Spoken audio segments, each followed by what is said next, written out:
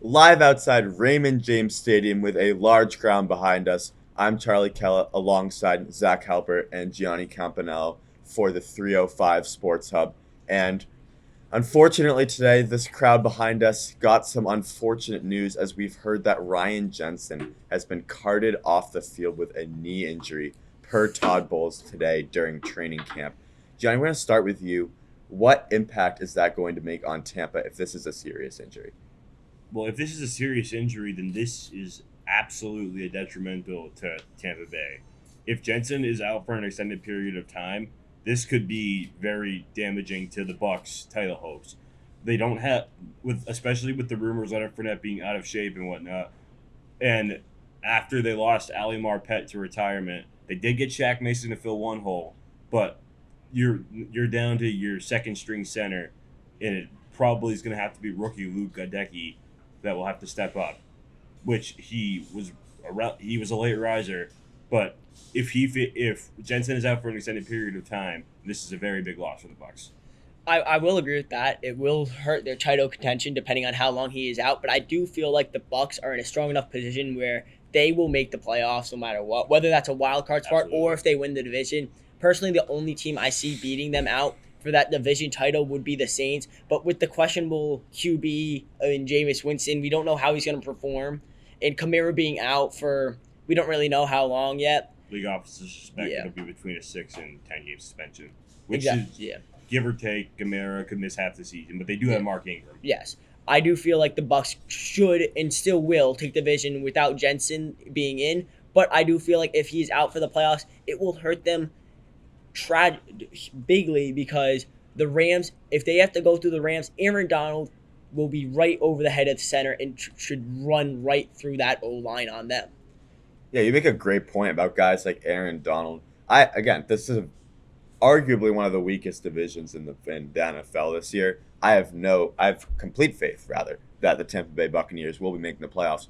But this is a team with title hopes right now. They took the Rams to the bitter end in their playoff game after an incredible 27 to 3 They were comeback. one blown coverage away from being in the dance themselves. And and yeah, to your point, and then they won the Super Bowl the year before. This is a team that is pretty much the same from the year before, and coming into the season, they had expectations that they would be competing for a title. You're going to be depending on your offensive line when you have to go up against your Aaron Donalds, your Nick Bosa's in the playoffs, and this is really damaging if Jensen will be out for the year. All right, now talking about Nick Bosa and Aaron Donald, let's go to their division, the NFC West. How do you think that division pans out? Because I feel like they're the top three teams, other than really Seattle, are going to be competing for that title. I'll start with this one. I think this is going to be a three-team race to the bitter end. I'm not certain about Trey Lance going into this year for the 49ers. That being said, I think they have the strongest supporting cast out of anyone in this division. You look Especially with all the Debo. If Debo Samuel gets resolved, then I do think that they have one of the better sporting Yeah. casts. I think Debo Samuel is a fringe top five receiver in the league right now. I think George Kittle is a top five tight end. I think Brandon Ayuk is a really underrated receiver. I think this 49ers team could go deep. We're going to go back to our crowd here at Raymond James Stadium. Introduce yourself, please. Hi, I'm Charles from Massachusetts, and my question, going back to the Ryan Jensen topic, is the Buccaneers are going to be playing the Packers with Kenny Clark. They got the Chiefs the week after with Chris Jones, and the week after they have the Falcons with Grady Jarrett, three top defensive tackles in the league. How do you think that, like, those 3 weeks in a row are going to take a toll on the Buccaneers? That's a great question, and I do think that it definitely provide. We still Jensen's injury. We still do not know. Todd Bowles simply said it was a knee injury, but when he was carted off, it's not a good sign. But it's obviously when you face three of the top 10 defensive tackles in the league without your anchor of your old line, it's gonna lead to some problems. I personally, I don't see them. I still don't see them losing to that Falcons team, even without having Ryan Jensen there at center. I do feel like Grady Jarrett will have a big impact and will make Brady into throwing some questionable throws to some certain receivers because he's trying to get out of sacks and stuff. But I do feel like they'll still have that game on lock. I feel like the Packers with Aaron Rodgers leading that helm, I feel like that they'll put up a fight despite Rodgers losing a key weapon there in that offense with Devontae Devonta Adams. Adams. Yes, thank you for that. And I think having Brady as your quarterback softens the blow for this a little bit. I think if you're talking about you losing your star center on a team with a young quarterback, I think this would be much more disastrous. You know, Brady's been here before. He's used to having guys injured. That do your job mentality he had over his almost 20-year tenure with New England. That being said, Ryan Jensen, he's one of the best centers in the league right now. One of the more underrated players in the league. Yeah. Absolutely. And it's never easy losing your starter center, no matter how good he is.